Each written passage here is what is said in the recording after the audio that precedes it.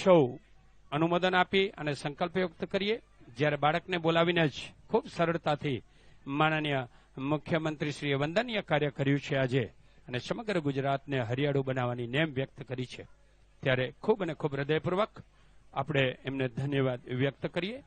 માનનીય મંત્રીશ્રી મહિલા અને બાળ વિકાસ વિભાગને પણ વિનંતી કરીએ, ભાનુબેન બાબરિયા મેડમને આપના કરકમલો દ્વારા પણ આપ વૃક્ષારોપણ કરાવશો. સાથે માનનીય મેયરશ્રી, માન્ય ધારાસભ્યશ્રી, પૂર્વ મેયરશ્રી, કાઉન્સિલરશ્રીઓ, પદાધિકારીશ્રીઓ, અધિકારીગણ સર્વેને વિનંતી છે